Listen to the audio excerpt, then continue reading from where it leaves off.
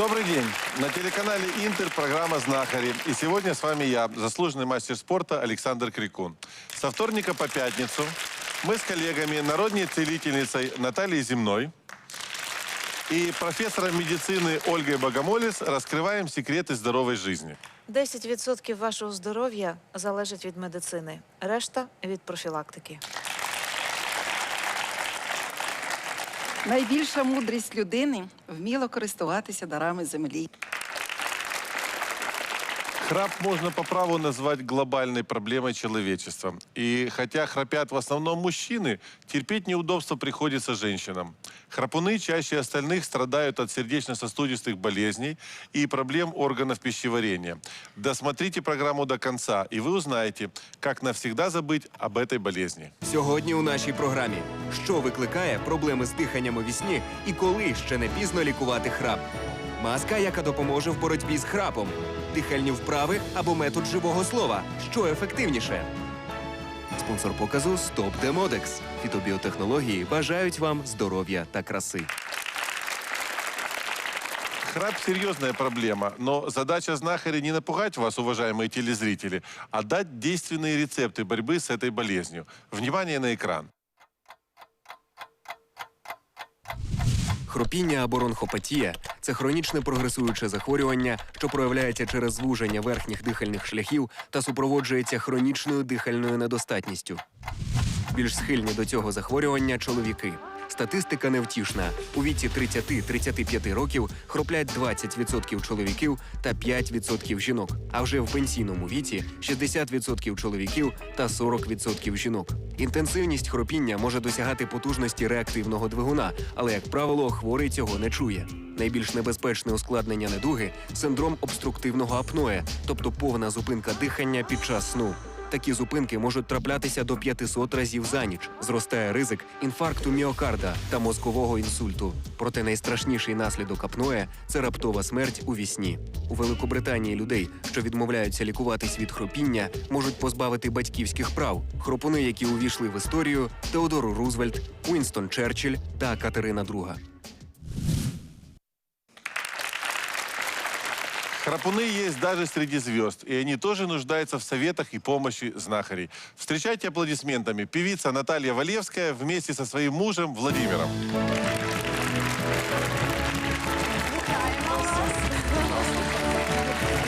Привет, Владимир. Наталья. Здравствуйте. Присаживайтесь.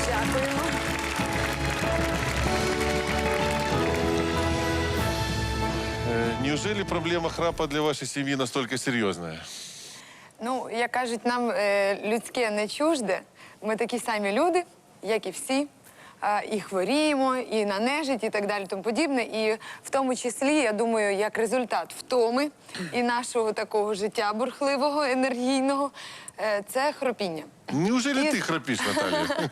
Ні, здається, що ні. Я, правда, не контролюю себе, коли я сплю. Ми І не потім чую, і узнаємо не це. знаю, так, як там насправді відбувається. Але завдяки тому, що мій чоловік швидше засинає, аніж я, тобто я, як творча особистість, ще можу з годину про щось думати, про пісні, там ще як краще в цьому моменті зробити, заспівати, чи тут станцювати, чи який костюм там. Тобто творча моя особистість не дає мені заснути. От побачивши подушку одразу, Володя справляється з цим краще, він лягає і тут же засинає. Скажи, Наташа, а давно Вова храпит во сне? Десь 5 років, може десь 6 років. С того времени, как попал в шоу-бизнес. Как вы пытались решить эту проблему? Ну, заклеювати рот скотчем такого ми не робили, звичайно, але поки що до фахівця не зверталися. Обмежуємося штовханнями локтя в бік. Скажи, Вов, может, она специально это говорит все, чтобы в другую спальню уйти, не спать с тобой вместе? Ты знаешь, ты подал идею хорошо, потому что она в последнее время любит примоститься возле телевизора в кресле удобном. У меня там такое кресло большое есть. И я засыпаю один. Пани Наталья, что народная медицина о храпе знает? Народна медицина завжди відшукує причину.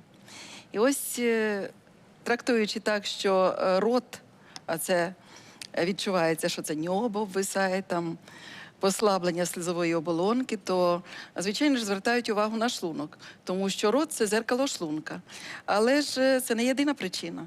Ще може бути у людини хворе серце. І якось прокоментували, що можуть бути запальні процеси носоглотки, особливо гайморит, коли людина не може дихати носом.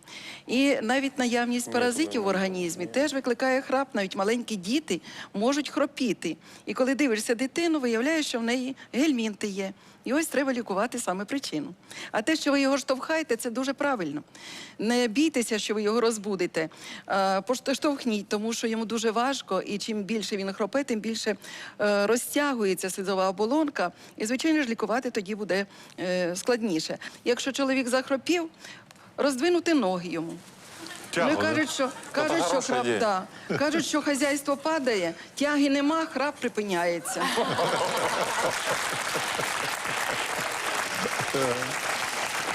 Да, не про то, надо не про творчество думать, Наташа, перед сном. Пани Оля, а официальная медицина, как с этим Знаєш, пытается? після таких аргументів щодо тяги виникає взагалі думка, чи взагалі потрібна офіційна медицина, якщо все так просто... Вы сейчас про отношение храпа или вообще? Ні, я взагалі, але насправді, так, щоб ви зрозуміли, да, є шлях, з якого має вийти повітря. І воно має вийти спокійно і вільно. Якщо виникає якийсь звук, це означає, що є перешкода. Слизова оболонка насправді нікуди не розтягається, і слизова оболонка в цьому не приймає ніякої участі. Чому з віком храплять більше значно? Тому що м'язи слабішають. Да? Що тримає? М'язи є надгортанник. І коли надгортанник не дає повітрю виходити вільно, виникає звук.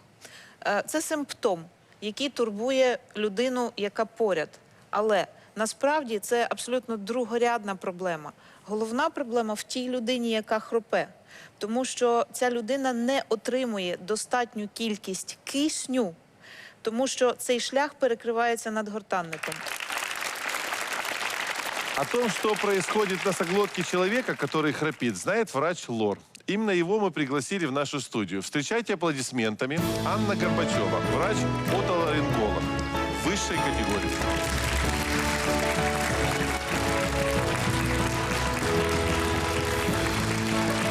Добрый день, очень приятно, что вы пришли. Присаживайтесь.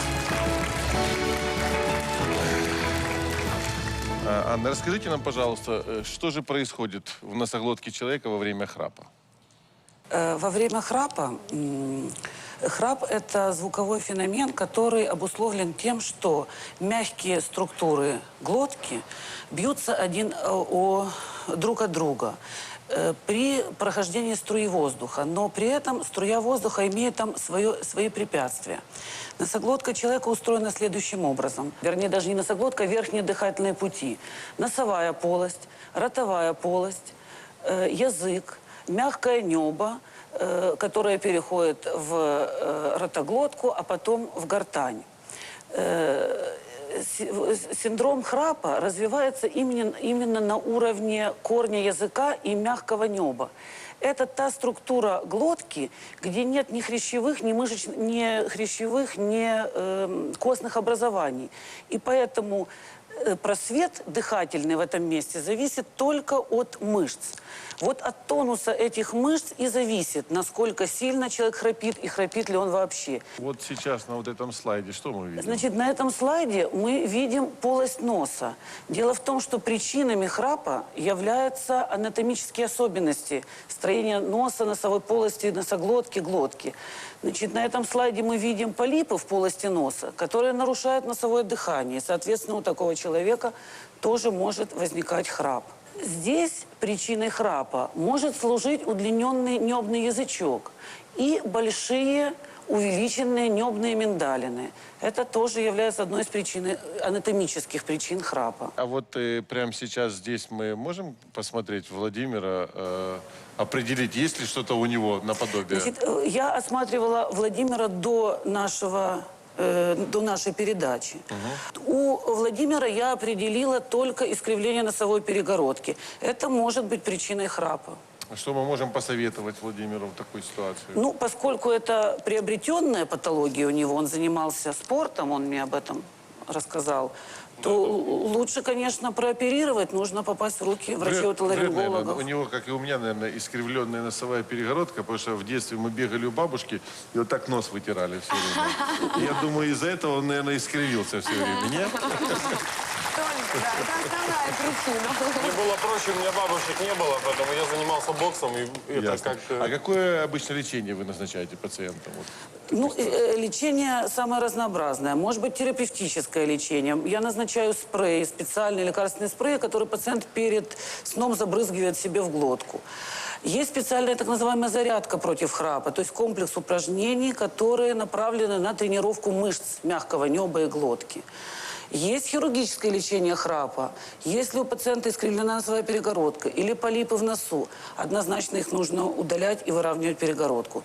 Если у пациента, вот как мы видели на слайдах, удлиненный небный язычок или большие небные миндалины, это тоже подлежит хирургической коррекции.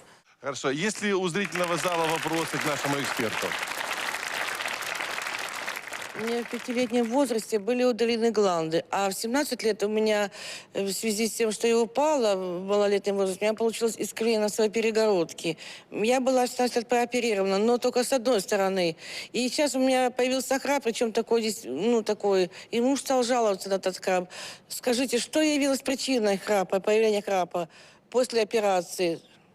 То есть вы уверены, что перегородка у вас ровная? Вам об этом говорили Да, врачи-отоларингологи? но мне только сделали с одной стороны одну половину носа, а вторую нет. Так она и осталась. Ну, вам нужно попасть на прием к врачу-отоларингологу, чтобы он оценил состояние носовой полости. Может быть, шип на перегородке есть с другой стороны. И это тоже мешает, затрудняет носовое дыхание. Спасибо. Спасибо большое. Анна, спасибо большое. Проходите в наш зрительный зал. Стоит ли вообще рассматривать хирургический метод в борьбе с вот этим заболеванием? Щодо храпу, то, безперечно, використовується і лазерне лікування храпу, і хірургічне храпу, але це вже крайня міра. Якщо нічого іншого не допомагає, і лікується не храп, а лікується синдром апноє, коли храп заважає людині дихати і не дає її мозку наповнюватись киснем. І людина від цього не може нормально жити. А храп – це є тільки як симптом того, що потрібно лікувати. Понятно. Спасибо. Чтобы продолжить рассмотрение нехирургических способов лечения храпа, мы пригласили доктора-сомнолога Олега Мазура. Итак, встречаем его аплодисментами.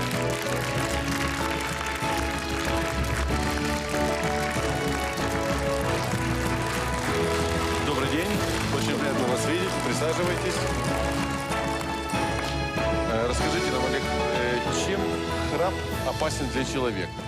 Попросту говоря, организм хронически недополучает кислород, живет в состоянии хронической гипоксии. И чем это может закончиться для человека в результате? Да. Как минимум, это угроза тромбообразования в самый неподходящий момент, то есть период ночного сна, когда нет контроля. То есть это угроза ночного инфаркта, инсульта. И все это мы видим, обсуждаем как бы постфактум. А у вас есть какой-то свой метод лечения, да? Мы представляем и широко внедряем метод CPAP-терапии. То есть это метод лечения постоянным позитивным давлением воздуха в верхних дыхательных путях. Ну, в большинстве случаев бывается обычная комнатная воздушная Я понимаю, что смесь. вот это он и есть. Да, этот он и аппарат, есть, да? мы можем, так сказать... Мы можем как бы, рассказывая и показывать его все-таки, Да, что но он я делает, тогда как? приглашу моего партнера. Я так смотрю на эту масочку, она мне напоминает, знаешь, этот респиратор такой, когда в истребители садятся, они уходят высоко. Ну, а скажи, Наташа, он храпит как истребитель или нет? Нет, ну Он тут храп такое, не что сомнение громкий, слава богу. То есть он Я на тихий храп, начинающей но... стадии. Да, это вот в правильном русле поставленный разговор. Что должно насторожить родственника, скажем, близкого человека, вот потенциально к выявлению такого потенциального нашего пациента для кандидата для визита к врачу-сомнологу. То есть это действительно прежде всего храп. Это прерывистое дыхание в процессе ночного сна. Значит, дневным проявлением проблемы обструктивного апноэ сна может быть постоянная головная боль с невыясненных причин. К сожалению, это могут быть и неурологического происхождения никтурии, то есть позывы к мочеиспусканию в период, который прерывает ночной сон. Вот этот метод лечения, маска, его надо ложиться в больницу, чтобы проходить, или можно дома делать? Прежде всего, мы проводим исследования, то есть самого периода сна у пациента и выявляем, нужно ли ему действительно такое лечение. Наташа, не страшно будет, если Володя будет в такой маске? Если это будет одним из решений проблемы, я считаю, что тут ничего такого нет. Понимаю? И как в ощущении? Ты считаешь, удобно было бы спать в ней? Вот что ты испытывал, когда она была на тебе? Ну, я не знаю, очень тяжело понять. Это нужно поспать, тогда можно ответить. Но дискомфорт какой-то есть, когда Космонавтом я себе представил. Понятно. У нашего зрительного зала есть ли вопросы к доктору Сомнову? Скажите, есть ли возрастные ограничения использования маски? Пожалуй, нет возрастных ограничений. Я вам скажу так, что если уже человеку по возрасту нельзя сделать лорооперацию, то вот то есть такая это вот, да. даже хорошо. Да, то есть это Спасибо. такая альтернатива. Да. Спасибо. Присаживайтесь на зрительный зал. Наталья Петровна, как народная медицина решает проблему храпа? Таких приборов-то точно нету? Таких приборів немає. І операції народна медицина теж не робить. Вона відшукує у природи засоби, які усувають все ж таки причину. Якщо це запальні процеси носоглотки, то лікують, є така рослина, яка називається будра плющевідна, розхідник плющовидний. Дуже добре зміцнює, убирає запальні процеси всі і таким чином рятує людину. Якщо це ослаблення м'язів, то є тренування, я його покажу. От. І взагалі-то буває часто, що чоловік, коли не п'є пива, наприклад, вечором, не хропе. Як вип'є пива, починає хропіти. Треба не вечеряти після 6-ї години, не пити спиртних напоїв, робити гімнастику і таким чином позбавитись храпу. Спасибо. Спасибо большое. У вас есть проблемы со здоровьем, и вы не знаете, как их решить? Не отчаивайтесь. Смотрите программу «Знахари» на телеканале «Интер». Мы находим ответы на самые сложные вопросы. Я получил письмо от Ольги Антиповой из Кривого Рога. Ольга пишет: «Уже 2 месяца я сплю без подушки. Недавно муж стал жаловаться на то, что я храплю. Раньше такого никогда не было. Может ли отсутствие подушки быть причиной храпа?» Да, отсутствие подушки может быть одной из причин храпа, но если вам неудобно спать на подушке, тогда просто приподнимите изголовье кровати. Подножки кровати со стороны головы подставьте бруски толщиной 10 сантиметров. Приподнятое положение тела уменьшит западение языка. Более того, жидкость в организме смещается к низу, и слизистая носа и глотки меньше отекает.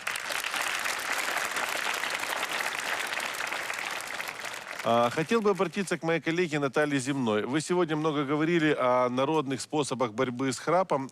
Пришло время приготовить чудо-снадобье, которое поможет избавиться от храпа.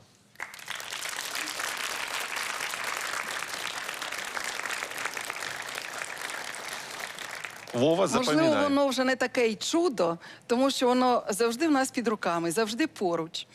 І якщо причин багато, то відшукуючи причину, ми її ліквідуємо і таким чином ліквідуємо храп. Говорили багато, і всі знають, що це ослаблення дійсно таки м'якого ньоба. І тренувати його треба, а не вирізати, і не треба щось там робити таке складне. Треба взяти олію, просту олію, соняшникову там або якусь іншу, та, що є в домі. Льонову, рижайову. Взяти ложку, столову ложку олії, покласти до рота, але це треба робити вже після вечері, перед сном, за годину або за 1,5-2 години. Покласти до рота олію і жувати до тих пір, поки з цієї олії не утвориться вершкове масло. Поки вона не стане такою густою і білою, а потім її викинути, в землю закопати, або ж просто в раковину там виплюнути і спустити водою, змити. Це таке тренування. Для того, щоб лікувати шлунок і взагалі рятувати себе від храпу, є такі трави, Наприклад, трава подорожника великого. Та, що я завжди раджу лікувати людину для того, щоб вона відмовилась від паління. І ось це показано на практиці. Можливо, ніде не написано, але столова ложка листя подорожника, столова ложка, треба її подрібнити, чим більш подрібнена трава, тим краще вона діє. Столова ложка подорожника, залити склянкою окропу, настояти годину, процідити і вживати впродовж дня або ковтками, або по чверті склянки 4 рази на день. Окрім того, треба жувати корінь аїра. Якщо є якісь запалення в шлунку або атонія шлунка, то подорожник і корінь аїра допоможе в цьому. Крім того, ці дві трави знімають всі запалення носоглотки, і якщо там є запальні процеси, навіть у бронхах, то ці дві рослини знімуть ті запалення. Окрім того, чоловікам, які хропуть, я б радила варити чай із конюшини. Конюшина, вона підсилює чоловіка, робить його сильним, усуває всі запальні процеси, то чому б нею не скористатися? Одна квіточка або одна чайна ложка на склянку окропу, здається, що така маленька доза. Але якщо чоловік п'є чай, такий з конюшини, то ви побачите, що через 3-4 тижні після такого чаю чоловік перестає хропіти. Спасибо, спасибо. Скажи честно, Вова, в какой позе ты спишь? Ты замечал? Я в большей степени засыпаю, по-моему, на животе. Сейчас у меня вопрос к моим коллегам. Скажите, в какой позе лучше все-таки спать? Оля. Ти маєш на увазі, Я щоб ж без не жінки, хропіти, просто. чи щоб хропіти? Ну, а есть поза специально для храпения Так, и так. Якщо Ага. треба хропіти, треба лягти на спину. раскинуть руки. Так, так. И ноги собрать вместе, мы знаем.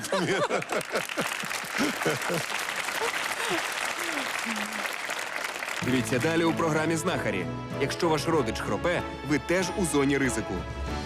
Чи завжди правильне дихання – запорука здоров'я? Скільки часу ви марнуєте, якщо спите із хропуном? Спонсор показу «Стоп Демодекс». Фітобіотехнології бажають вам здоров'я та краси. Пані Наталья, а как действует храп на окружающих людей? Це ось медична енциклопедія стверджує, що той, хто спить поряд із хропуном, не досипає як мінімум 1 годину щоночі. Впродовж життя це складається у вражаючу картину. 2 роки втраченого сну. 2 роки. Мы всю программу сегодня говорим, как решить проблему храпа. А есть храпа. А есть ли у нас какие-то предложения, как не допустить этой проблемы? Пані Наталія. Звичайно, є. Давайте своєму чоловікові більше цибулі. Особливо ввечері перед сном. Це дуже добре діє, по-перше, дуже добре діє на потенцію. Це попередник захворювання передміхурової залози. І в той же час врятує його від храпу. Гірчицю давайте йому, хрону більше, як приправу. І давайте ось такі страви. Я думаю, що це профілактично буде дуже добре діяти. Пані Оля. Я думаю, що якщо давати чоловіку перед сном багато цибулі, чеснику, то від того, що будеш спати в іншій кімнаті, будеш отримувати не тільки задоволення, а ще й щастя. Йдеться саме про цибулю, а не про часник. І є трави, які нейтралізують запах. Можна дати йому петрушки або кропу, або насіння гарбузового, ще І краще. не буде цього запаху? Не буде абсолютно. Кілька Я не насінин знала. дайте, і Наташа запаху не буде. заінтересувалась. Цікаво. А ще Ні, я ми знаю, насправді що обидва любимо і цибулю, і гірчицю, і хрін. Дуже Так добре. що мені це не буде заважати. На телеканале «Интер» программа «Знахари» и я, заслуженный мастер спорта Александр Крикун. Сегодня мы ищем рецепты борьбы с храпом. Оставайтесь с нами, и мы расскажем, как навсегда забыть о болезни. Я хотел бы показать несколько упражнений, которые помогут действительно поддержать в тонусе те мышцы, которые расслабляются и создают храп. Что надо делать? Элементарно. Высовываем язык максимально вниз, 2-3 секунды держим, прячем. И так перед сном и утром можно делать где-то по 30 повторений. Это все очень просто. Вот так. А, так от що робив Ейнштейн. Він тренував, м'язи. Да, Эйнштейн точно не храпел, когда фотографировался в этой фотографии. Второе упражнение. Возьмите себя за подбородок И попытайтесь нижней челюстью двигать вперед и назад. И сопротивляйтесь рукой. Навантаження Да, відчувається. вот таким образом. Вова, Наташа, если- видать, если храпит, потому что она по-тихому делает эти упражнения, а ты нет. И третье упражнение, которое бы я хотел вам показать, это такая небольшая распевочка. Обязательно потянуть звук «и».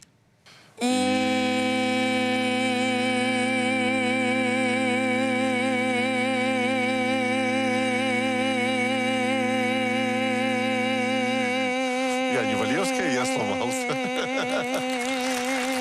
Вот такими простыми достаточно способами, методами, если вы будете пользоваться, уважаемые телезрители, и ты, Вова, можешь утром, вечером делать нехитро. Тем более, что звуки «и» Наташа точно поможет. Тренер у меня теперь есть, это я понял.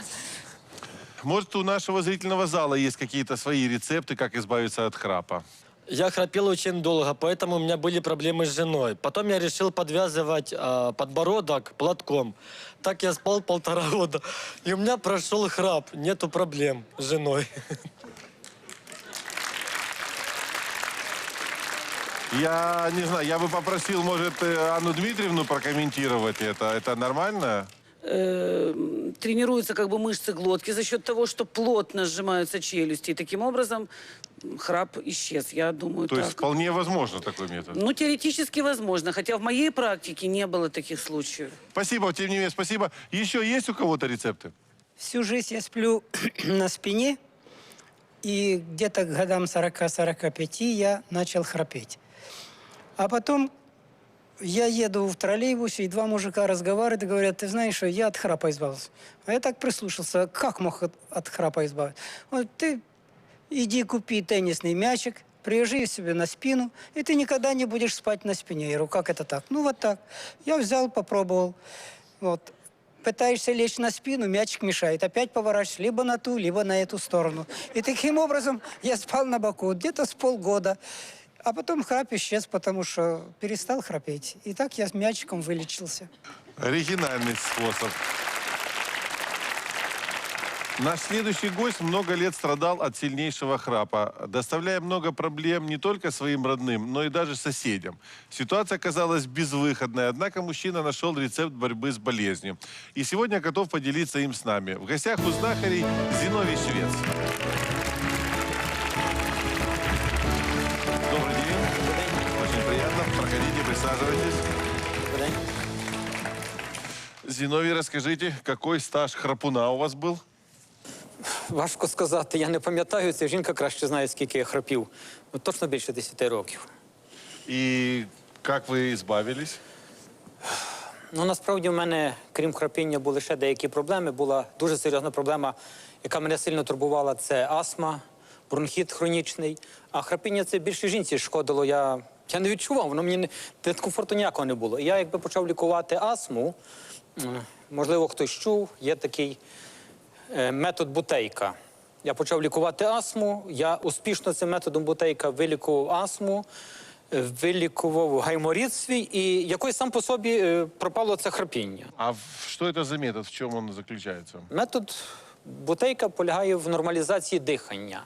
Точно так, якщо ми знаємо всі, звичайно, є нормальні параметри температури тіла 36,6, є нормальні параметри тиску, є нормальні параметри пульсу, точно так є нормальні параметри дихання. Коли своє дихання нормалізувати, у нас у всіх зазвичай поглиблене дихання, надто глибоке дихання. А метод Бутейка полягає в тому, щоб дихання зробити поверхневим. Не дихати на повні легені, а дихати якомога менше. От коли я навчився цього, і дихати головне через ніс. Я коли навчився дихати через ніс, в мене самі по собі звільнились від цього накопиченого гною, там, гайморові пазухи, воно все вийшло. Как же научиться дышать правильно и возможно ли контролировать этот процесс во сне? Ответ знает наш следующий гость. Специалист методики дыхания по Бутейка, врач-терапевт Михаил Хрустов.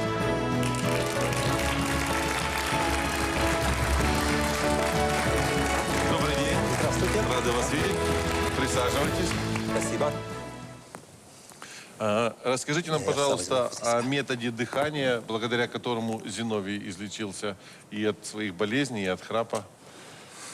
Ну, скажімо так, що дихання за системою Костянтина Павловича Бутейка – це є насамперед не якийсь окремо взятий, знаєте, такий от вид дихальної гімнастики. Це є спосіб життя. Значить, дихання – це є життя.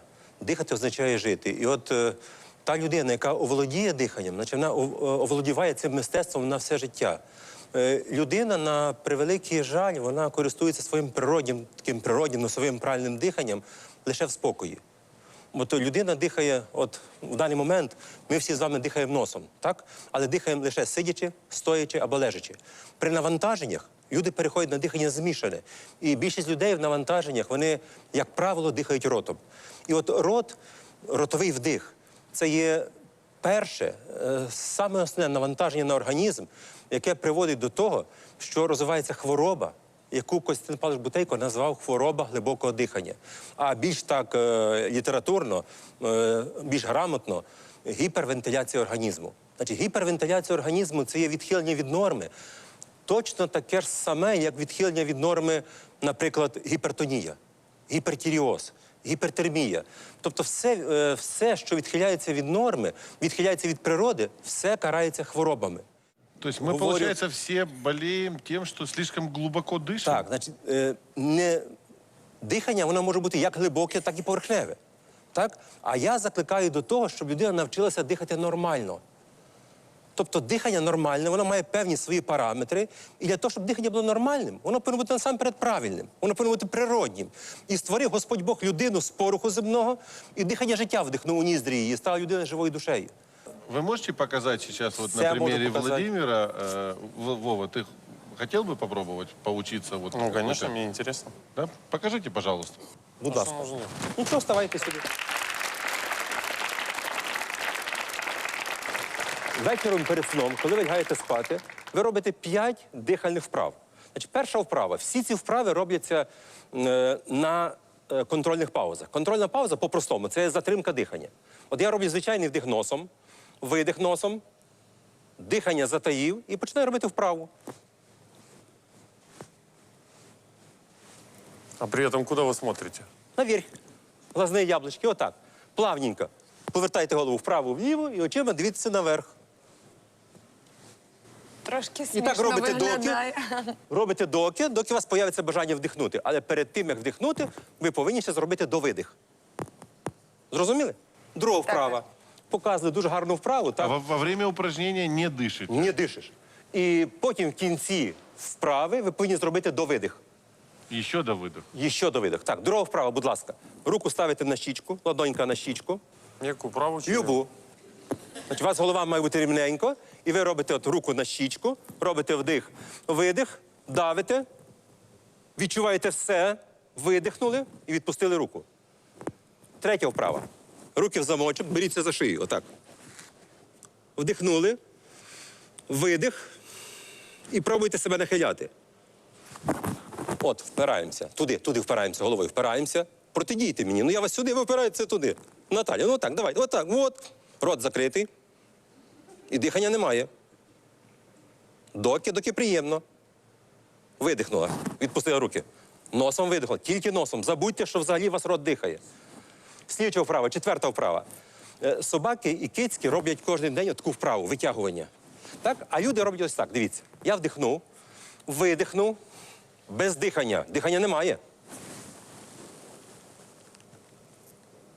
І танець живота. Отак витягається, доставайте мою руку, доставайте, так, тянуся. Росту. Дихання немає. І видих. Носом. І п'ята вправа остання називається напруження організму. Лев, тигриця.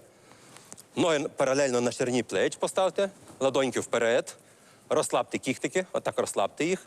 Так, очі дивляться вверх, тигр. Носом вдихнули, видихнули. І напружуєте когті, напружте кіхті свої, напружуйте. Потім напружте м'язи ніг, потім м'язи сідниць. І втягніть живота, скільки можете. Втягніть до хребта живіт. І напружтеся сильно. Здавіть м'язи. Сильно здавлюйте. Сильно давіть. І потім носом видих. Ця вправа дуже хороша, до речі, для тих людей, які мають проблеми з цими органами. Потенція, простатіти, аденоми, порушені місячні, болючі клімакси і так далі, і так далі. Важно запомнить одно. В конце Носовой нагрузки... вдох, в кінці Да, навантаження. да. Спасибо большое. От якщо ви цього навчитеся, це прекрасно. І останнє Спасибо. для них, для Володі. От всі показують якийсь механізм, я теж покажу. От Лейкопластир. простий, звичайний лейкопластир. Так? Я спеціально вже порізав наперед. І от я беру цей лейкопластир, кусочок, так? Дивіться, от кінчики загнуті. Я його приготовляю собі Рот з вечора. заклеїти. Те, що я я собі казала, з вечора цього я поставив не робила. Так? на тумбочку. Коли вже заснули, коли вже в хаті темно, коли вже все вивелося. Тобто ніяких вже немає проблем і справ. Ви берете цей кусок лейкопластиря, розклеїли, ховаєте обов'язково губи ось так. О. Наташа, это для тебя специально. Хорошее средство, утром не надо бриться. Спасибо. И отъел, и все. И вот это неделя и храпа никакого. Но перед этим обязательно нагрузки. Спасибо. Спасибо большое. Проходите в наш зрительный зал. В эфире программа «Знахари». Мы говорим не о болезнях, а об их лечении. Проблемы со здоровьем вам не страшны, если вы постоянный зритель телеканала «Интер». Наша следующая гостья считает, что храп возникает из-за неправильно подобранной подушки. Встречайте, Елена Кулик, специалист по подбору подушек для здорового сна. О, вы с подушкой. Здравствуйте, очень приятно. Приходите. Так, расскажите, что это за чудо-подушка у вас в руках? Это подушка, внутри которой наполнитель – это лузга гречихи. Это лузга гречихи, которая получается в степени обработки, когда разделяется гречка на ядро гречишное, крупу, которую мы кушаем, и саму лузгу. Лузга потом обрабатывается сжатым паром, чтобы не заводились всякие бактерии в ней. И что, эта подушка поможет избавиться от храпа? Ну, знаете, положительный эффект испытали многие люди. Вот. Дело в том, что данная подушка обладает, скажем так, эффектом памяти. То бишь, она принимает все ваши анатомические способности. Как вы легли, она так и будет всю ночь. А если я кручусь во сне? Вы крутитесь, но вот этот валик, он сохраняется в течение всей ночи. При этом расслабляется позвоночник. При этом дыхательные пути все расслаблены, и верхнее небо не западает. Воздух беспрепятственно. Это если спишь на спине? Если спите на спине, если спите на боку и так далее. Ага. И дорогая такая подушка? Нет, она доступна каждому. Сколько она стоит такая? 55 гривен. 55 гривен. Спасибо большое. Проходите в наш зрительный зал. Приближается к финалу наша программа. Коллеги, давайте каждый из нас по очереди даст совет Владимиру. А як завжди, здоровий спосіб життя. Харчуватися нормально, дихати повітрям, спати на тому боку, на якому ви не хропете. Обов'язково вам підкаже дружина в тому. Пані Оля.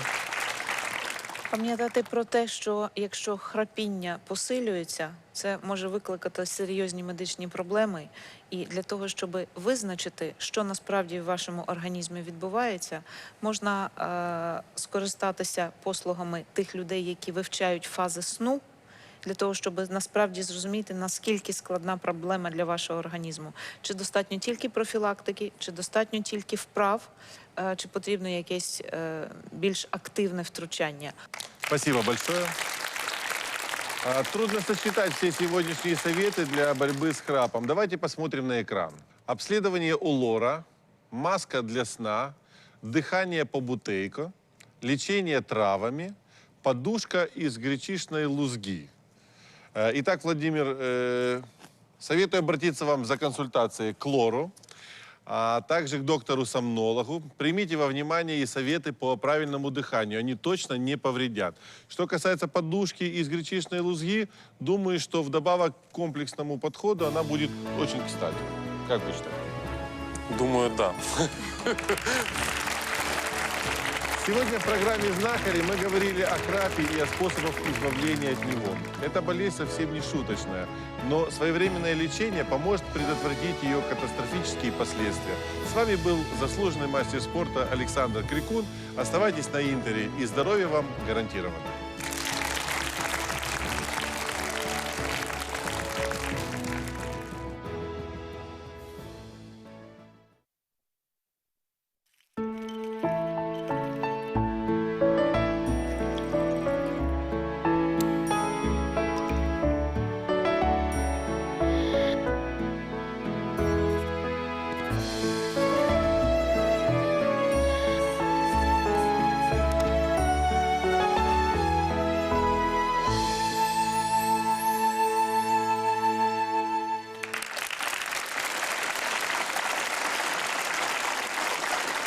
Вітаю!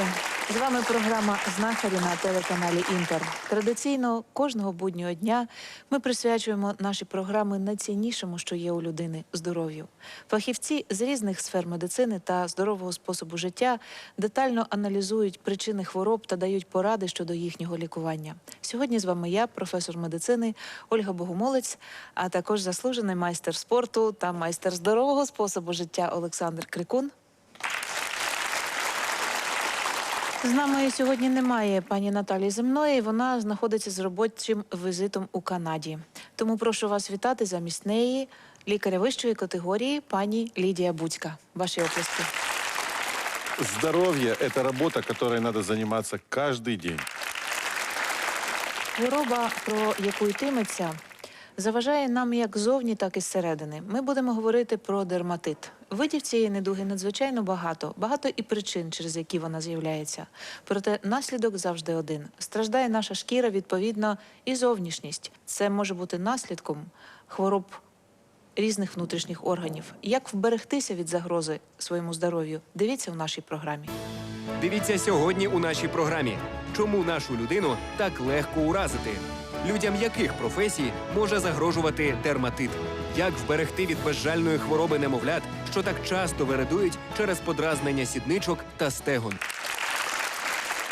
Знаючи, що таке дерматит і які фактори його викликають, людина може проаналізувати, які з них зашкодять їй у повсякденному житті. Тому ворога, як кажуть, необхідно знати в обличчя. В нашому випадку це хвороба дерматит. Увага на екран. Дерматит – це особлива група запальних захворювань, під час яких у людини відбувається ураження шкіри у відповідь на різноманітні подразники. Дерматит супроводжується лущенням, потовщенням, зміною кольору шкіри та свербінням.